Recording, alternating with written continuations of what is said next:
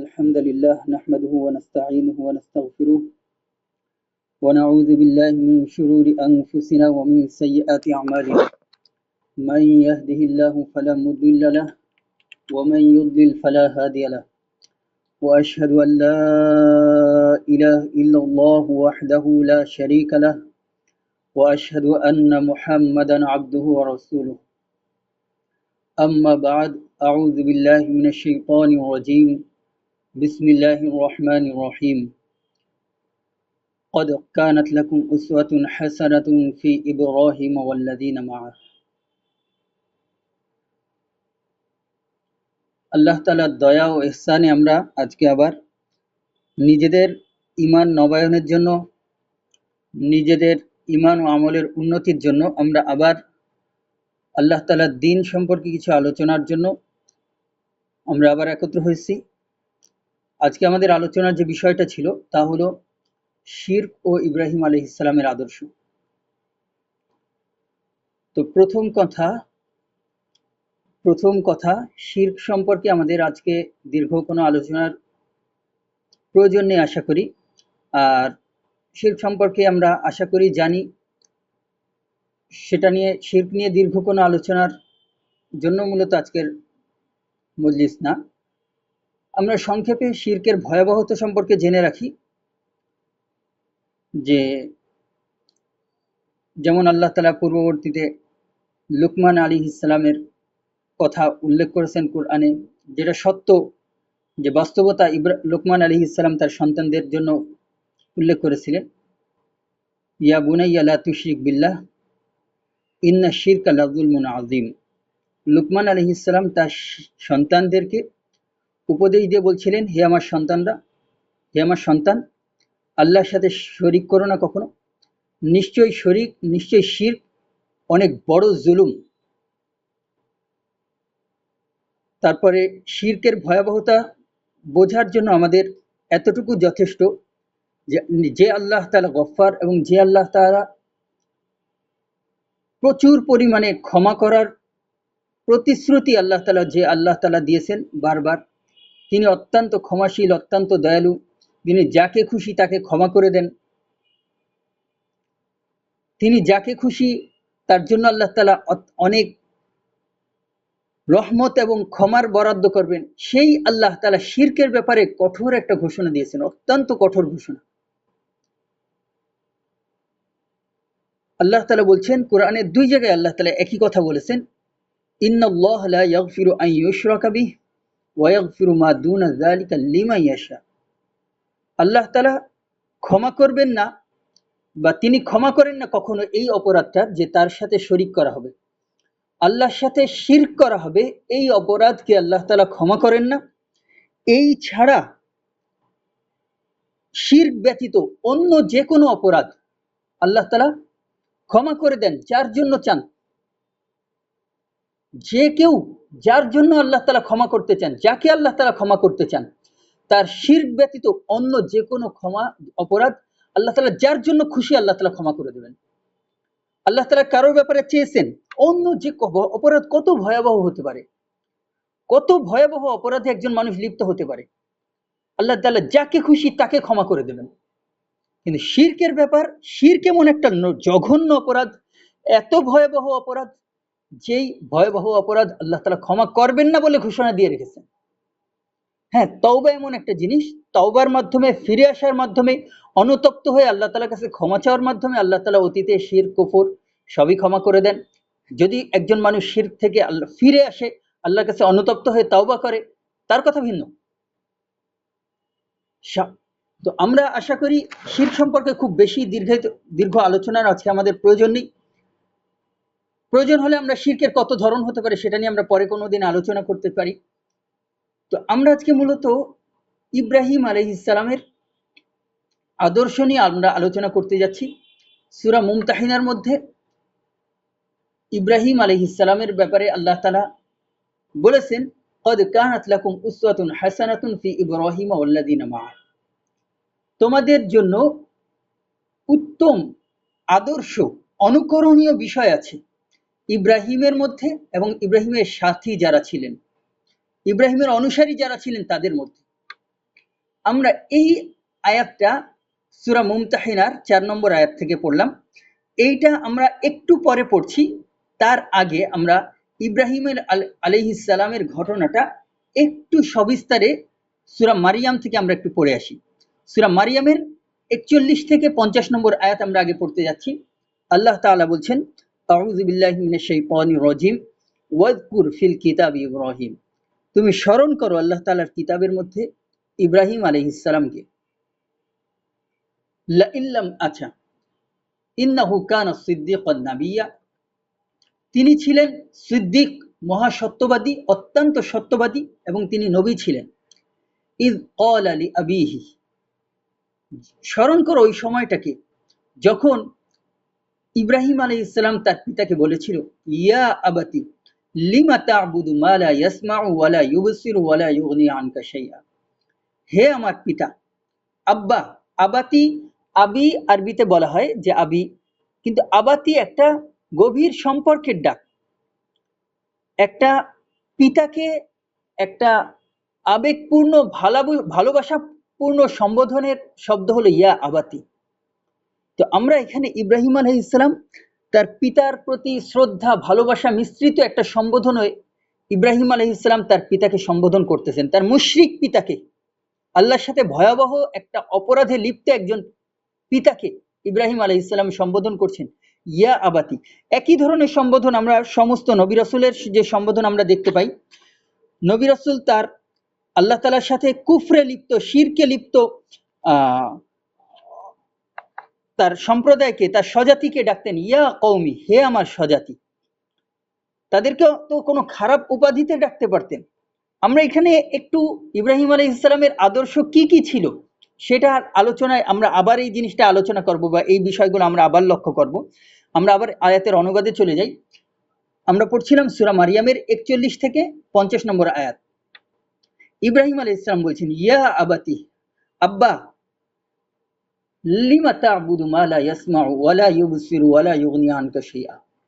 কেন আপনি ইবাদত করেন, যে এমন কারোর কেন ইবাদত করেন যে শুনতে পায় না, দেখতে পায় না, এবং আপনার কোনো উপকার করতে পারে না। মূর্তির কথা বলছেন ইব্রাহিম আলাইহিস সালাম। ইয়া আবাতি ইন্নী ক্বাদ জাআনি মিনাল ইলমি মা লাম ইয়াতিকা ফাত্তাবি'নি আহদিকা সিরাতান সাওয়িয়া। আব্বা, আমার কাছে এমন এক ইলম এসেছে যা আপনার কাছে আসেনি। মানে ইব্রাহিম আলাইহিস সালাম আল্লাহর পক্ষ থেকে ওয়াহি এসেছে সেটা স্পষ্টভাবে বলছেন তার পিতাকে। ফাত্তাবি'নি, আপনি আমার কথা শোনেন, আমাকে অনুসরণ করেন। ইত্তেবা মানে অনুসরণ করেন, আপনি আমাকে অনুসরণ করেন, আমার কথা মেনে নেন। আহদিকা সিরাতান সাওয়িয়া, আমি আপনাকে সোজা পথ দেখায় দেব, সোজা পথে আমি আপনাকে পরিচালিত করব, মানে সোজা পথে আমি আপনার সোজা পথের সন্ধান দেব, পথ দেখিয়ে দেব। ইয়া আবাতি লা তা'বুদিশ শাইতান, আব্বা, আপনি শয়তানের অনুসরণ করেন না।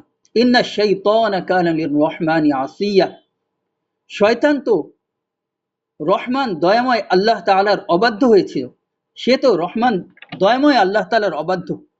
ইয়া আবাতি ইন্নী আখাফ, আব্বা, আমি ভয় পাচ্ছি, আই আমাসসাকা আযাবুম মিনার রহমান, আপনাকে রহমান দয়াময় আল্লাহ তাআলার পক্ষ থেকে কোন একটা শাস্তি আপনাকে স্পর্শ করবে।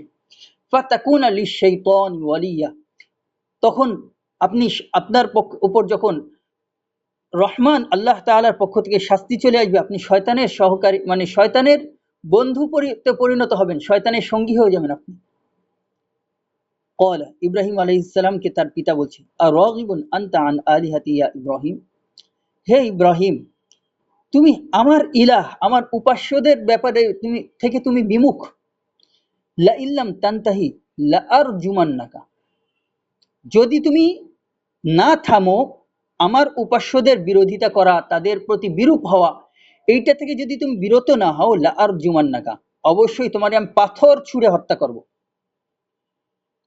ওয়াহজুরনি মালিয়া, তুমি আমার থেকে দীর্ঘ একটা সময়ের জন্য আমার থেকে দূর হয়ে যাও, আমাকে পরিত্যাগ করো, মানে আমার থেকে তুমি দূর হয়ে যাও।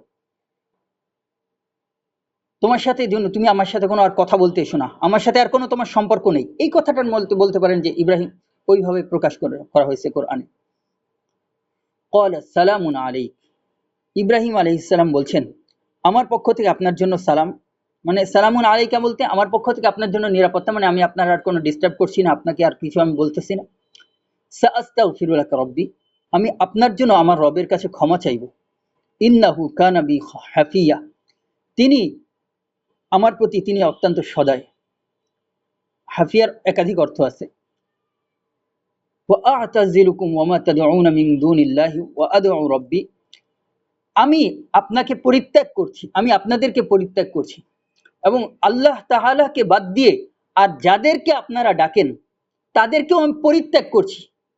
ওয়া আদউ রব্বি, আর আমি আমার রবের কাছে দোয়া করছি, আমি আমার রবকে ডাকছি। আসা আল্লাহ আকুনা বিদুআই রব্বি শাকিয়া, আমি আশা রাখি আমি আমার রবকে ডেকে কখনো দুর্দশায় পড়ব না।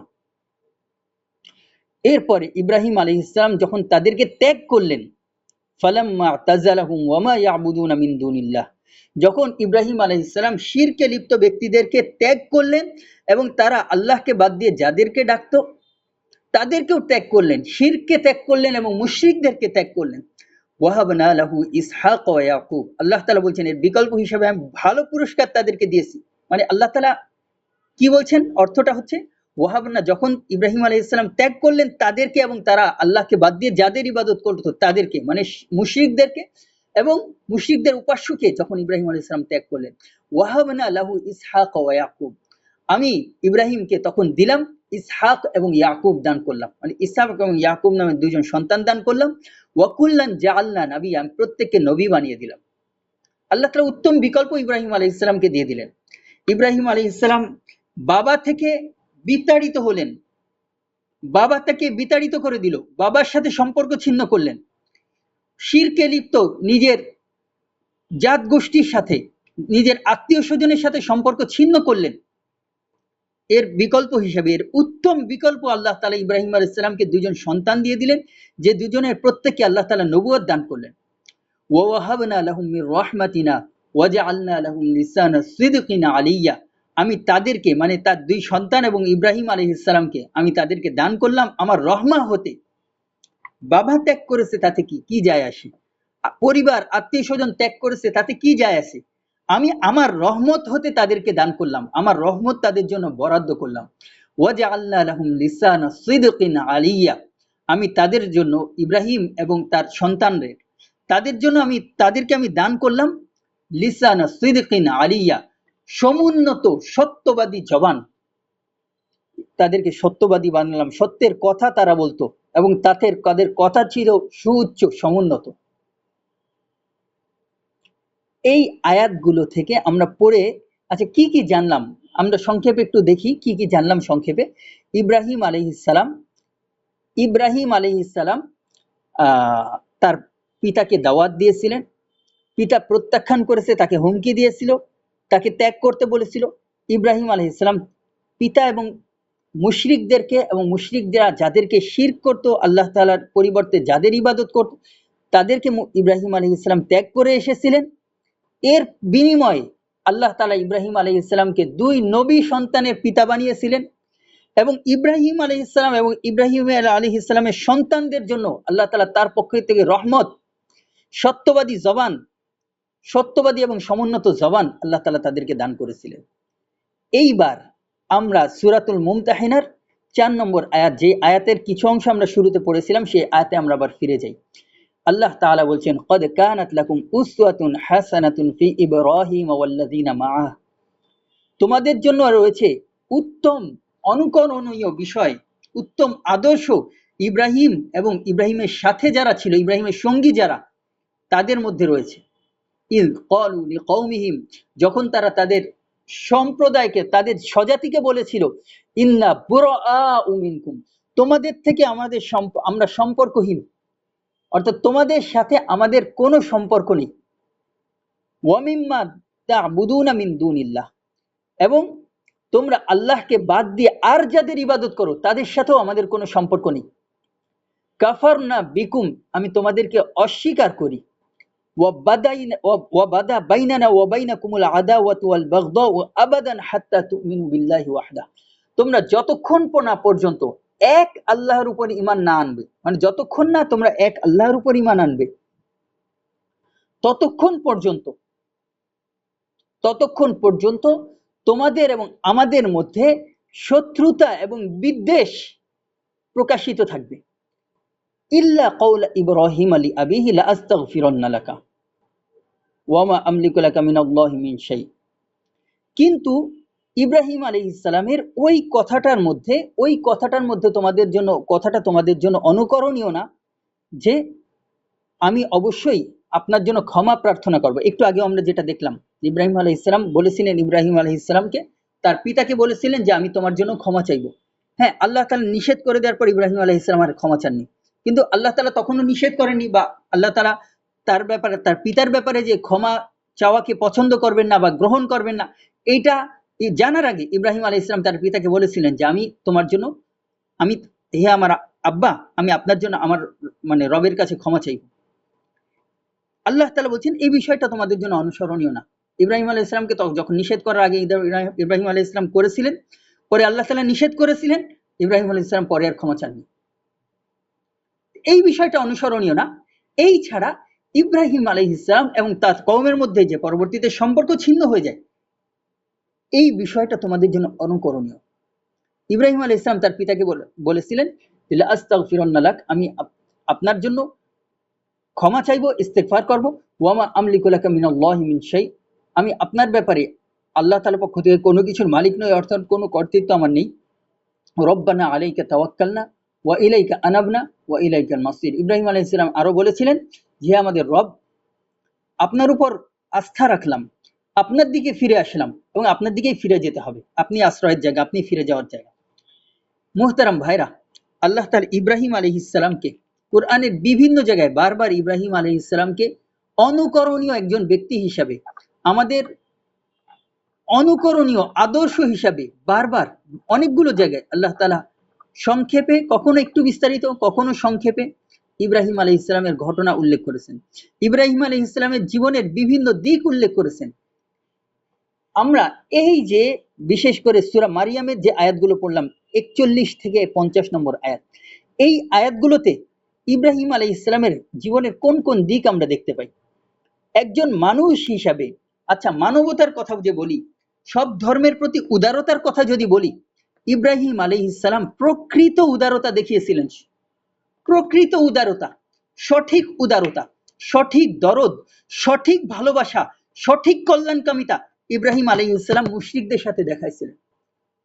আসলে ইব্রাহিম আলাইহিস সালাম যারা শিরকে লিপ্ত, বিধর্মী, কুফরিতে লিপ্ত, আল্লাহ তাআলার অবাধ্যতায়, আল্লাহ তাআলার বড় অপরাধে তারা যুক্ত, যারা কুফরিতে লিপ্ত, আল্লাহর সাথে কুফরি করতেছে, শিরক করতেছে, এই ধরনের মানুষগুলোর সাথে ইব্রাহিম আলাইহিস সালাম যদি তাদের প্রতি ভালোবাসা দেখাতে হয়, যদি তাদের প্রতি উদারতা দেখাতে হয়, হ্যাঁ, ভালোবাসা উদারতা দেখানো, সঠিক যে ভালোবাসা দেখানো, সঠিক যে উদারতা দেখানো, সেই ভালোবাসা ইব্রাহিম আলাইহিস সালাম দেখিয়েছিলেন তাদের প্রতি। কি একজন মানুষ শিরকে লিপ্ত, আল্লাহর অবাধ্যতায় লিপ্ত, এই লোকটার প্রতি, এই লোকটার এই কাজগুলোর ফলাফল কি? নিশ্চিতভাবে এই লোকটার কাজগুলোর, এই ধরনের কাজের ফলাফল জাহান্নামের আগুন। কোন আগুন? যে আগুনের সামান্য শাস্তি সামান্য সময়ের জন্য, অল্প সময়ের জন্য সহ্য করার ক্ষমতা আমাদের কারণে। এইরকম একটা ভয়াবহ আগুনের দিকে একটা লোক আগায় যাচ্ছে, অনেকগুলো মানুষ আমাদের চারপাশ থেকে আগায় দিচ্ছে, ওই আগুনে ঝাঁপ দিচ্ছে। সঠিক ভালোবাসা কি তাদের প্রতি? আগুনে ঝাঁপ দিতে যাচ্ছে এরকম একদল মানুষের প্রতি সঠিক ভালোবাসা কি?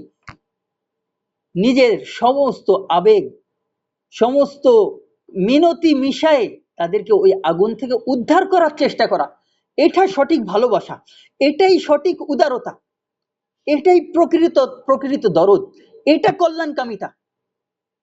যদি সব ধর্মের মানুষ, পুরো মানব জাতির কল্যাণ চাই, হিন্দু মুসলিম নির্বিশেষে আমরা কল্যাণকামী যদি হতে চাই, হিন্দু মুসলিম নির্বিশেষে তাদেরকে জাহান্নামের আগুন থেকে বাঁচানোর চেষ্টা করেন, কুফর থেকে বাঁচানোর চেষ্টা করেন, শিরক থেকে বাঁচানোর চেষ্টা করেন।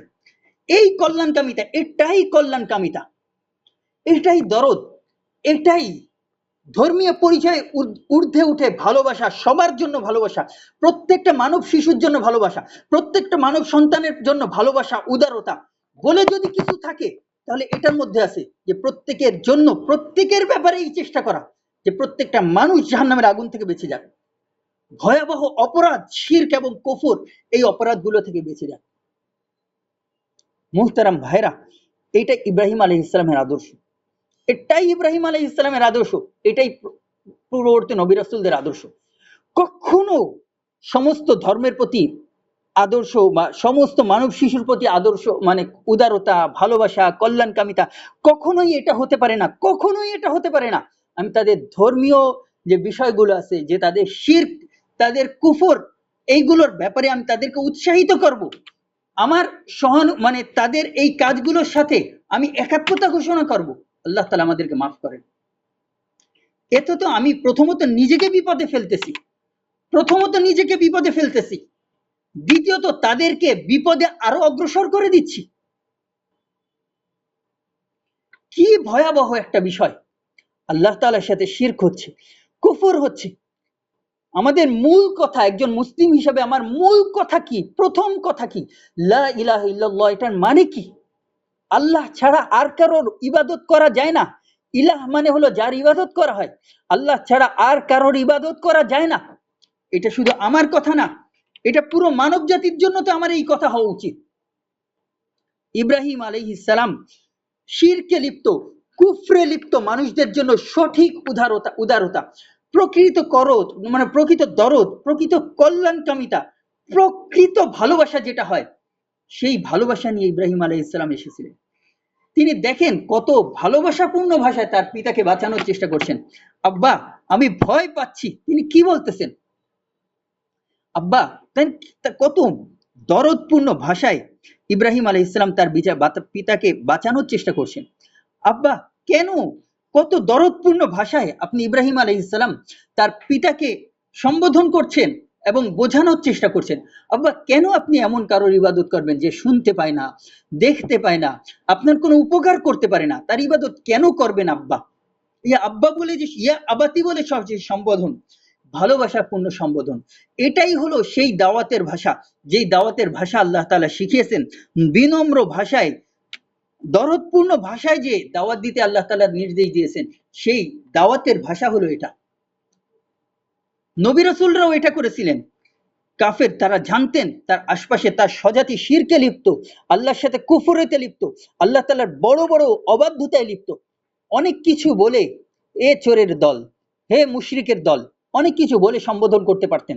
আল্লাহ তাআলা বারবার নবীদের দাওয়াতের উসলুব, দাওয়াতের স্টাইল, দাওয়াতের ধরন আল্লাহ তাআলা বারবার আমাদের সামনে উল্লেখ করেছেন। ইয়া কওম, হে আমার জাতি, হে আমার স্বজাতি, এরকম বলে নবী রাসূলুল্লাহ মুশরিকদেরকে, কাফেরদেরকে সম্বোধন করেছেন। আল্লাহ তাআলা অবাধ্যদেরকে সম্বোধন করেছেন। তাদেরকে এই জাহান্নামের আগুন থেকে, যে আগুনের দিকে তারা ছুটে যাচ্ছে, ওইটা থেকে বাঁচানোর চেষ্টা করেছেন। এটাই হলো প্রত্যেকটা মানব শিশু ধর্মীয় পরিচয়ের ঊর্ধ্বে উঠে প্রত্যেকটা মানুষের জন্য কল্যাণকামিতা, ভালোবাসা যদি এই বলে যদি কিছু থাকে, তাহলে সেইটার বলতে এই একটা জিনিসই আছে, তাদেরকে সেই শিরক কুফর থেকে উদ্ধার করার চেষ্টা করা। ইব্রাহিম আলাইহিস সালাম আরো কিভাবে বলছিলেন? ইয়া আবাতি ইন্নী ক্বাদ জানি মিনাল ইলমি মা লাম ইয়াতিকা ফাত্তাবি'নি আহদিকা সিরাতান সাওয়িয়া। আমার কাছে আল্লাহর পক্ষ থেকে এমন ইলম এসেছে যে আপনার কাছে আসেনি, আমাকে অনুসরণ করেন আপনি, আমি আপনাকে সোজা পথ দেখিয়ে দিচ্ছি। ইয়া আবাতি লা তা'বুদিশ শাইতান, আব্বা আপনি শয়তানের ইবাদত করেন না। শয়তান রহমানের অবাধ্য হয়েছিল দয়াময় আল্লাহ তাআলার। ইয়া আবাতি ইন্নী আখাফ, আল্লাহ না আব্বা, আমি ভয় পাচ্ছি আই আমাসসাকা আযাবুম মিনার রহমান, যে রহমানের পক্ষ থেকে একটা শাস্তি আপনার কাছে পৌঁছে যাবে আপনি এই শিরকে লিপ্ত এর জন্য। ফাতাকুনা লিশ-শাইতানি ওয়ালিয়া, আপনি শয়তানের সঙ্গীতে পরিণত হবেন, তখন শয়তানের সাথে আপনিও সেই শাস্তি ভোগ করবেন। যতভাবে, যত আন্তরিকভাবে বোঝানো সম্ভব সব ইব্রাহিম আলাইহিস সালাম চেষ্টা করেছেন তাদেরকে বোঝানো। যখন তারা দাওয়াতকে গ্রহণ করেনি, কোনোভাবে দাওয়াত গ্রহণ করতে অস্বীকৃতি জানিয়েছে, তারা তাদের শিরকের উপর যখন অবিচলতা দেখিয়েছে, তখন ইব্রাহিম আলাইহিস সালাম শিরকের সাথে আমার কোনো সম্পর্ক নেই, তোমরা যারা শিরকে লিপ্ত যতক্ষণ না ঈমান আনছো ততক্ষণ পর্যন্ত তোমাদের সাথেও আমাদের কোনো সম্পর্ক নেই। ব্যক্তির প্রতি বিদ্বেষ না, তুমি আজকে ঈমান এনে নাও, তুমি আজকে ঈমান আনো, তুমি কালকে আমার আজকে ঈমান আনো, আজকে থেকে তুমি আমার ভাই। হাত্তা তুমিনু বিল্লাহি ওয়াহদা, এক আল্লাহর প্রতি ঈমান নিয়ে আসো, তার আগ পর্যন্ত তোমার সাথে আমার বিরোধ। তার আগ পর্যন্ত তোমার সাথে আমার দূরত্ব, তোমার সাথে আমি সম্পর্কহীন। মুহতারাম ভাইরা, কি দিন আসলো, কি দিন আসলো, কোন জামানা, কোন এক ভয়াবহ ফিতনার পরিবেশ, ফিতনার পরিস্থিতি আমরা দেখতেছি। হিন্দুদের এক একটা পূজা, শিরকের এক একটা উৎসব, এক একটা সময় আমাদের সামনে আসে। কত একের পর এক ইসলামী পরিচয়ের ব্যক্তিত্বরা, ইসলামী পরিচয়ের দলগুলোর প্রতিনিধিরা পূজার মণ্ডপে উপস্থিত হচ্ছে। আল্লাহ আমাদেরকে মাফ করেন। এর চেয়ে ভয়াবহ দৃশ্য আর কি হতে পারে? এর চেয়ে ভয়াবহ, এর চেয়ে ভয়ঙ্কর দৃশ্য কি হতে পারে? হ্যাঁ, ওখানে উপস্থিত হতে পারতো, শিরকের ভয়াবহতা বোঝানোর জন্য যদি উপস্থিত হওয়ার সুযোগ থাকতো, এইটা যদি করতো কেউ, তাদের প্রতি একটা ধর্মীয় পরিচয়, উদারতার ধর্মীয় পরিচয়ের ঊর্ধ্বে উঠে তাদের প্রতি ভালোবাসা দেখাতে গিয়েছে, যদি এটা হতো, আমি তাদেরকে প্রশংসা করতাম, এটা প্রশংসনীয় একটা কাজ হতো যদি তাদের সামনে গিয়ে শিরকের ভয়াবহতা তুলে ধরে, শিরকের ভয়াবহতা তুলে ধরে তাদেরকে বাঁচানোর কোনো চেষ্টা নিয়ে যদি সেখানে যেত। কি নিয়ে গিয়েছে সেখানে? আপনারা আপনাদের মতো পূজা করেন, আপনারা আপনাদের মতো ইয়ে করে না, আমরা আপনাদের সাথে আছি, আমরা আপনাদের গার্ড দেব, আমরা আপনাদের এই করব সেই করব। চুপ থাকেন, অন্তত তাদেরকে বাঁচানোর চেষ্টা না করতে পারি, আমরা চুপ থাকি, মুখটা বন্ধ রাখি। কি ভয়াবহ কথা এগুলো! আল্লাহ তাআলার সাথে শিরক হচ্ছে, তার সাথে আমি এত একাত্মতা পোষণ করছি। এটা কে করলো? এটা আমার দেখার বিষয় না। কে করলো এটা আমার দেখার বিষয় না। কোন ভয়াবহ দৃশ্য আজকে আমরা দেখতেছি প্রতিনিয়ত। একের পর এক ইসলামী পরিচয়ের ব্যক্তি দলের প্রতিনিধিরা বারবার সামনে এসে আমরা এই ধরনের অপরাধ করতেছি। মোহতারাম ভাইরা, আমাদের অনুকরণীয়, আমাদের জন্য আদর্শ ইব্রাহিম আলাইহিস সালাম, তার মধ্যে আমাদের জন্য আদর্শ আছে। আমাদের জন্য আদর্শ রাসূলুল্লাহ সাল্লাল্লাহু আলাইহি ওয়াসাল্লাম, আমাদের জন্য আদর্শ সাহাবায়ে কেরাম, আমাদের জন্য আদর্শ আমাদের সালেফে সালেহিনগণ। মোহতারাম ভাইরা, মৃত্যু পর্যন্ত এই আদর্শের উপর টিকে থাকেন। আপনার অত এই আদর্শকে বিসর্জন দিয়ে অত উম্মতের কল্যাণ করা লাগবে না, অত ইসলাম কায়েম করা লাগবে না। এটা আল্লাহ তাআলাকে আপনার কাছে চাননি যে আদর্শকে বিসর্জন দিয়ে আপনি মুসলিমদের কল্যাণ করেন, উম্মতের কল্যাণ করেন, ইসলামকে কায়েম করে ফেলেন। কোথাও আল্লাহ তাআলা আপনাকে এই আদর্শ, এই নির্দেশ দেননি। আল্লাহ তাআলা আমাকে এই নির্দেশ দেয়নি। আল্লাহ তাআলার সবচেয়ে বড় নির্দেশ আমার প্রতি, আল্লাহর প্রতি শিরক মুক্ত ঈমান, আল্লাহর প্রতি শিরক মুক্ত তাওহীদ, কুফর থেকে বাঁচা, আল্লাহর অবাধ্যতা থেকে বাঁচা, জাহান্নামের আগুন থেকে নিজেকে বাঁচানো, এটা আমার প্রতি সবচেয়ে বড় আদেশ। যদি আমার নিজের কোনো কল্যাণ আমি করতে চাই, উম্মতের জন্য যদি সঠিক অর্থে কোনো কল্যাণ করতে চাই, মুহতারাম ভাইরা, নিজের মধ্যে তাওহীদকে শক্তভাবে বাস্তবায়ন করেন, উম্মতের মধ্যে তাওহীদকে শক্তভাবে প্রতিষ্ঠা করেন। আমরা দিন কায়েম শব্দটা যে বারবার বলি, ভাইয়ের একটু যাচাই করেন দিন কায়েম মানে কি, যাচাই করেন। আমার আজকে কথাটা শোনার পর অন্ধভাবে কারোর গ্রহণ করে নেওয়ার কোনো কারণ নেই। অন্ধভাবে আমার কথাটা কেউ গ্রহণ করেন না, যাচাই না করে আমার কথাটা কেউ গ্রহণ করেন না। আল্লাহ তাআলা যে আকিমুদ্দিন শব্দ যে আদেশ করেছেন কোরআনে, এই দিনকে বাস্তবায়ন করা সালাফে সালেহিনের এটার ব্যাখ্যা কি জানেন? তাওহীদকে প্রতিষ্ঠা করা, তাওহীদকে প্রতিষ্ঠিত রাখা, তাওহীদকে নষ্ট না করা। আমরা সেই দিন কায়েমের এমন একটা ব্যাখ্যা দাঁড় করায় নিয়েছি, রাষ্ট্রীয় ক্ষমতায় অর্জনের জন্য তাওহীদকে বিসর্জন দেয়া। নাউযুবিল্লাহি মিন যালিক। আল্লাহ তাআলা আমাদেরকে রক্ষা করেন। আল্লাহ তাআলা আমাদেরকে ইব্রাহিম আলাইহিস সালামের আদর্শকে গ্রহণ করার তৌফিক দান করেন। তা আমরা এই সাথে ইব্রাহিম আলাইহিস সালামের যদি আদর্শগুলো দেখতে চাই, কয়েকটা আদর্শ আমরা পয়েন্ট আকারে যদি দেখি। এক নম্বর আদর্শ, শিরক এবং কুফরে লিপ্তদের প্রতি ইব্রাহিম আলাইহিস সালাম প্রকৃত কল্যাণকামিতা এবং উদারতা দেখিয়েছিলেন। যেই কল্যাণকামিতা, যেই উদারতা ইব্রাহিম আলাইহিস সালাম মুশরিকদের প্রতি দেখিয়েছিলেন, যেই ভালোবাসা, আসলেই সেটা ভালোবাসা ছিল, আসলেই সেটা দরদ ছিল, আসলেই সেটা আন্তরিকতা ছিল, যেই আন্তরিকতা, যেই ভালোবাসা, যেই উদারতা ইব্রাহিম আলাইহিস সালাম মূর্তি পূজক স্বজাতির প্রতি দেখিয়েছিলেন, আমিও সেভাবেই আশপাশের হিন্দু, মুশরিক, কাফের যারা আছে তাদের প্রতি আমার ওই ভালোবাসাই থাকবে, ওই দরদই থাকবে। তাদের জন্য ওই অন্তরের টানই থাকবে, হায় যদি আমি তাকে শিরক থেকে বাঁচাতে পারি, যদি আমি কুফর থেকে তাকে বাঁচাতে পারি, যদি আমি তাকে জাহান্নামের আগুন থেকে বাঁচাতে পারি। এইটা যদি না পারি, কোনোভাবেই এটা তার প্রতি আমার ভালোবাসা হতে পারে না। তার শিরকের প্রতি আমার কোনো ধরনের সামান্য কোনো সহমর্মিতা, কোনো সামান্য উৎসাহ, যদি ওই ভালোবাসা দেখাতে না পারেন, মোহতারাম ভাইরা, আমরা এই ব্যাপারে উদাসীন, তাদেরকে বাঁচানোর চেষ্টা করি না। আমি নিজের ব্যাপারে শঙ্কিত, এবং আপনারাও প্রত্যেকে নিজের ব্যাপারে শঙ্কিত হন যে কখনো বাঁচানোর চেষ্টা করেছেন কিনা আশপাশের মুশরিকটারে জাহান্নামের আগুন থেকে। যদি না পারি, আমি জানি না, আমি নিজের ব্যাপারেও শঙ্কিত, কেন পারছি না, কি সমস্যা আমার। যদি নাই পারি তাকে বাঁচাতে, দাওয়াত দেওয়ার পরেও যদি ব্যর্থ হই, তার পরের কাজ তার শিরক থেকে সম্পূর্ণ দায়মুক্ত, এবং তার থেকেও দায়মুক্তি। শিরক থেকে তো সবসময়ের জন্য দায়মুক্তি, কোন অবস্থাতেই তার শিরকের প্রতি কোনো সহমর্মিতা নেই। ইব্রাহিম আলাইহিস সালাম মূর্তিদের অসারতা বোঝানোর জন্য মূর্তিগুলোকে ভেঙে রেখেছিলেন, যেন এটা ছিল তার দাওয়াতের একটা উসলুব, যেন তারা বুঝতে পারে যে এগুলোর কোনো ক্ষমতা নেই। আপনি দাওয়াতের ভালো থেকে ভালো কোনো উসলুব বোঝানোর জন্য সহায়ক হয় এমন কোনো উসলুব আপনি ব্যবহার করতে পারেন, এমন কোনো পদ্ধতি আপনি গ্রহণ করতে পারেন। ইব্রাহিম আলাইহিস সালাম সেটা তার ছিল একটা দাওয়াতের পদ্ধতি, যে দেখো, তারা মনে করতো এটার কোনো ক্ষমতা আছে, তোমরা দেখো, তোমরা চিন্তা করো এটার কোনো ক্ষমতা আছে কিনা। আপনি যতভাবে আশপাশের মুশরিক প্রতিবেশী হোক, কারোর আত্মীয় থাকুক, কুফরি লিপ্ত, শিরকে লিপ্ত, তাকে ফেরানোর চেষ্টা করেন, বাঁচানোর চেষ্টা করেন, এটাই তাদের প্রতি ভালোবাসা, এটাই তাদের প্রতি কল্যাণ কামনা।